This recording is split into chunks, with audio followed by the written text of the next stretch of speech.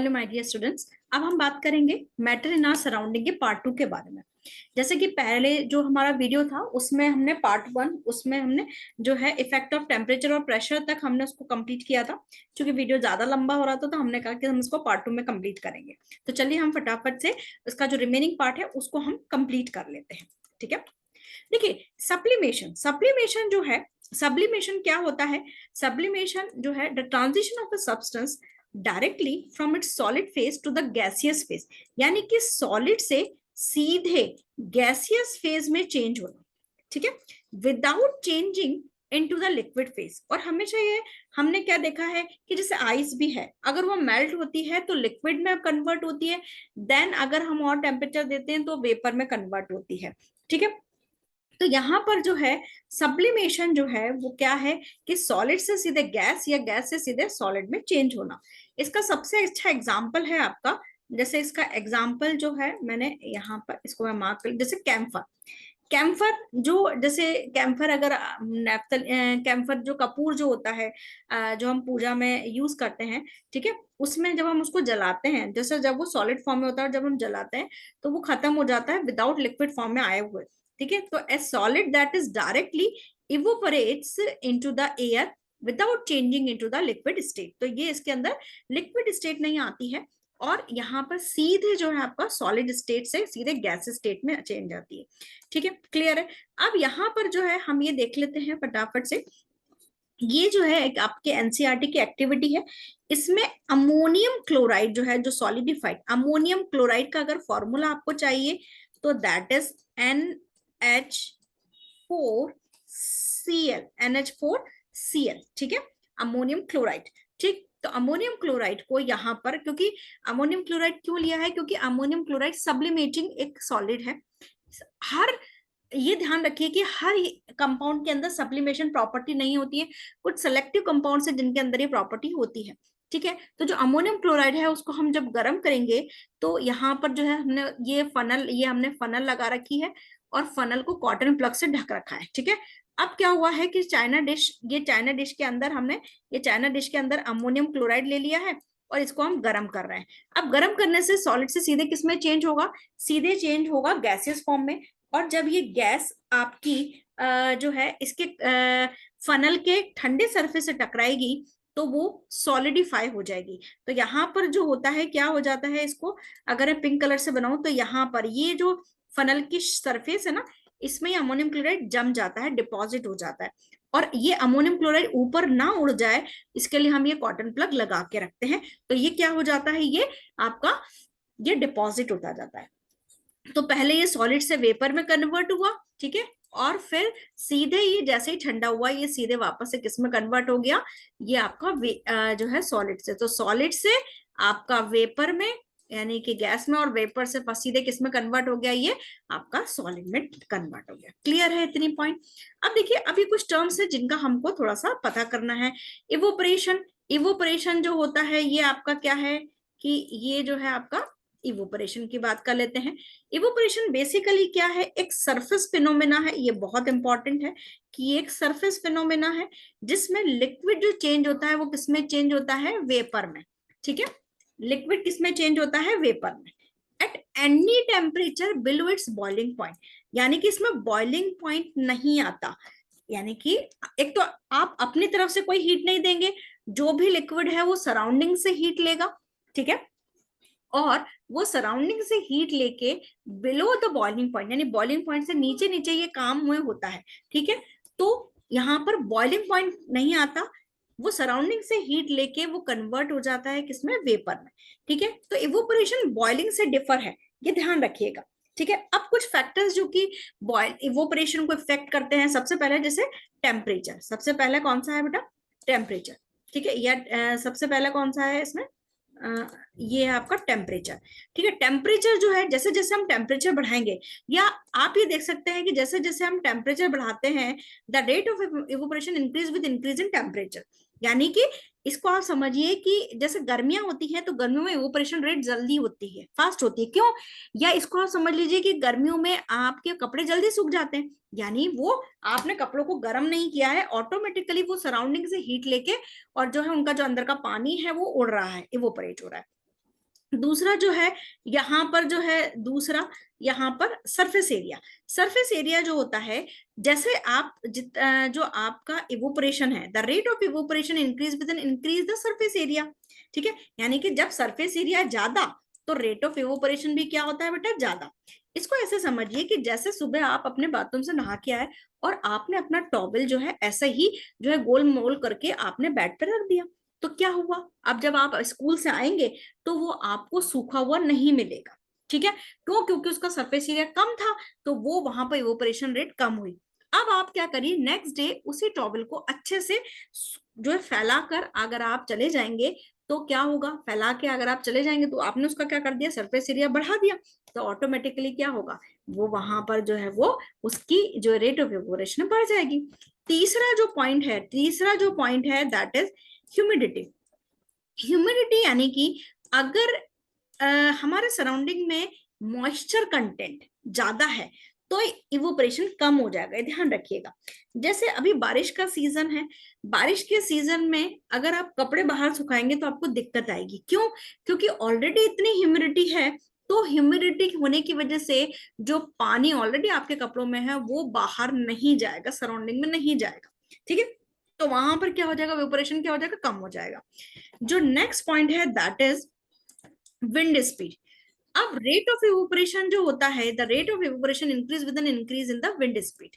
अब ये देखिए कि जैसे बारिश के सीजन में आपकी मम्मी क्या करती है कि आप जो कपड़े नहीं सूख रहे हैं उन कपड़ों को अच्छे से पहले फैला देती है और रात में पंखा चला देती है। ठीक है, तो पंखा चलाने से क्या होता है कि जैसे ही आपके कपड़ों का, आपके जैसे वाटर, ये जो कपड़े हैं इनका जो पानी है वो सराउंडिंग से हीट लेके वो ऊपर आ रहा है, और तेज पंखा चल रहा है तो जैसे ही वो ऊपर आ रहा है वो विंड स्पीड की वजह से हट जाएगा, और जैसे ही वो हटेगा उसका प्लेस लेने के लिए दूसरे वाटर मॉलिक्यूल ऊपर आएंगे और फिर वो हटा दिए जाएंगे हवा की स्पीड से, तो फिर आ जाएगा। तो यानी कि ये प्रोसेस चलता जाएगा, तो जितना विंड स्पीड ज्यादा होगी उतना ही रेट ऑफ इवोपरेशन बढ़ेगा।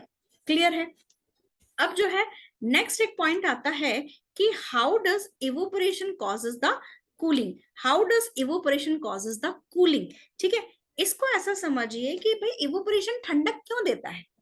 कभी आप बाहर पसीने से आ रहे हैं और आप जो है वो घर आके कहते हैं कि भैया तुम पंखा चला दो, कूलर चला दो, तो क्या होता है कि जैसे ही आप पंखे कूलर के सामने बैठते हो तो क्या होगा कि वो जो है कूलर के सामने बैठोगे तो क्या होगा कि वो जब कूलर या पंखे की जो स्पीड है, उसका जो विंड है, वो आपके बॉडी का जो स्वेट है, जो क्या होगा कि आपकी बॉडी का जो स्वेट है वो आपकी बॉडी से हीट लेके उड़ने लगेगा। तो जब आपकी बॉडी से हीट लेके वो स्वेट इवोपरेट हो जाएगा तो फिर आपको कूलिंग सेंसेशंस आएंगे। समझ में आ रही है बात? ठीक है, तो यहाँ पर क्या है कि ड्यूरिंग द प्रोसेस, एक मिनट ये थोड़ा सा मैं इसको क्लियर कर दूं।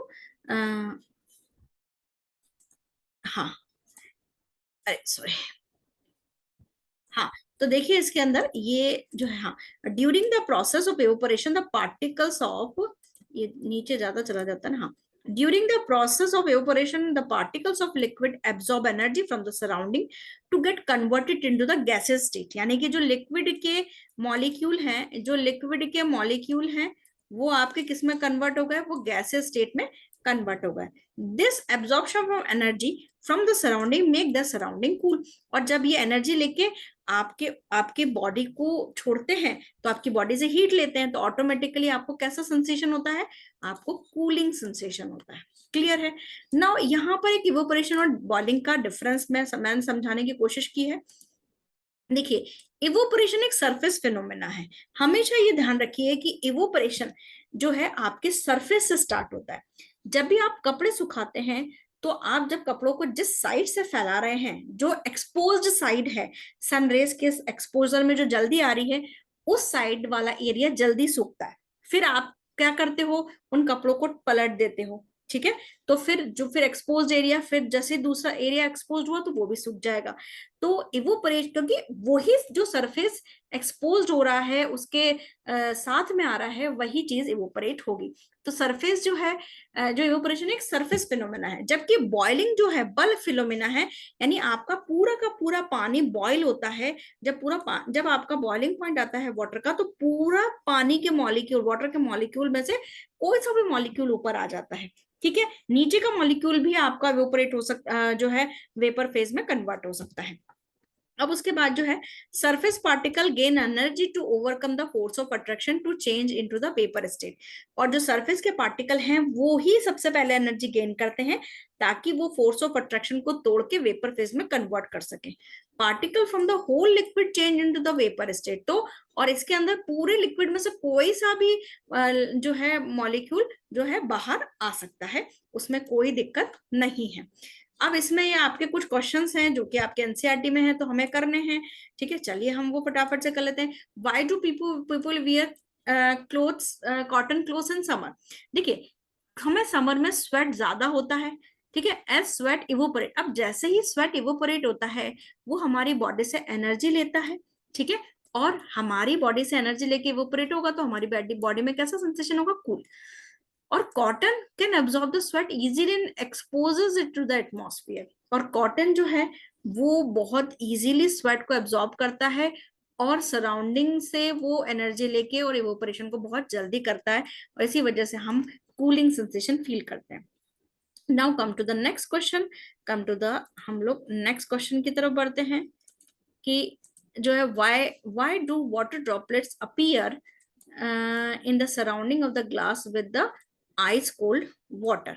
देखो, अब इसके अंदर वो क्या कह रहा है कि जो अगर आपने ग्लास में जो है आइस भर दी है, तो फिर वो जो है उसके बाहर, जैसे आपने ग्लास है, ग्लास में आइस भर दी है बहुत सारी, इसमें ये ग्लास में आइस भर दी है, तो ये आपको वाटर ड्रॉपलेट जो है वो क्यों दिखाई देती है, जैसे आपके ये छोटी छोटी वाटर ड्रॉपलेट्स के सरफेस पे क्यों दिखाई देती है, ऐसा वो कह रहा है, ठीक है। ये ऐसा कह रहा है। तो चलिए इसका रीजन हम ढूंढने की कोशिश करते हैं। देखिए, there are the water vapours present in the air. अब जहां गिलास रखा हुआ है, वहां पर जो है सराउंडिंग एयर तो है जिसमें वाटर वेपर मौजूद है, और जैसे ही वो कांटेक्ट में आती है जो है ग्लास की वॉल से, यानी कि ये जो एयर है जिसमें मॉइस्चर है, जब वो इस ग्लास के कांटेक्ट में आएंगी, जिसकी सरफेस क्या है? ठंडी, that has ice cold water in it, they condense. और जैसे ही वो ठंडे सरफेस में के कांटेक्ट में आती है, वो क्या हो जाती है बेटा? कंडेंस हो जाती है। As a result their state changes from gases to liquid.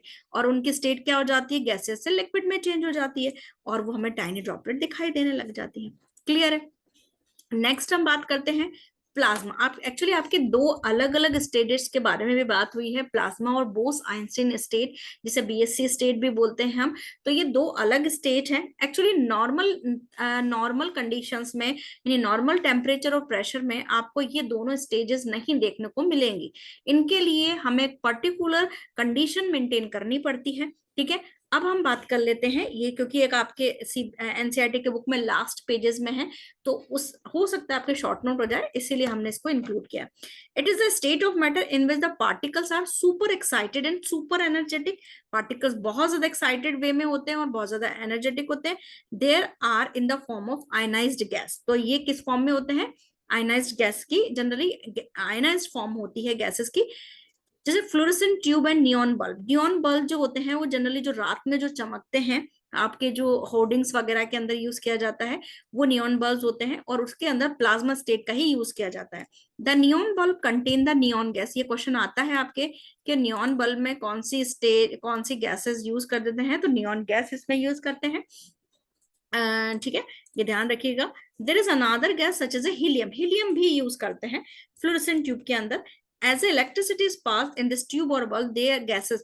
और जो नियॉन गैस है और हीलियम गैस है, वो क्या करते हैं? जैसे हम इसे पास करते हैं, ये आयनाइज्ड होती हैं और ये प्लाज्मा स्टेट को बनाती हैं। और ये जो जनरली जो प्लाज्मा स्टेट है, ये आपके सन, स्टार्स है ना, इन पर आपको देखने को मिलती है। और जो सन और स्टार हैं वो ग्लो, यानी जो चमक रहे हैं, वो कहीं ना कहीं प्लाज्मा स्टेट की वजह से ही चमक रहे हैं। क्लियर है इतना पॉइंट? चलिए अब इसमें हम बोस-आइंस्टीन स्टेट के बारे में भी पढ़ लेते हैं जल्दी से। देखिए क्या कह रहा है ये Bose Einstein state. It is the fifth state of matter. It is the fifth state of matter discovered by Albert Einstein, Einstein ने डिस्कवर किया था on the studies conducted by Indian scientist Satyendra Nath Bose. और सत्येंद्र नाथ बोस जो थे उन्होंने इसकी स्टडी की थी, और फिर अल्बर्ट आइंस्टीन ने भी इस पर जो है काम किया था, दोनों का ही इसमें कंट्रीब्यूशन है। जो बीईसी बोस आइंस्टीन स्टेट जो है, it is formed by condensing the gases of extremely low density, जो है बहुत बाय इसमें क्या करते हैं, गैस को कंडेंस किया जाता है of extremely low densities too much lower temperature, यानी कि बहुत कम टेम्परेचर पे इस तरीके की गैसेस जो हैं वो उनको हम रिसीव करते हैं।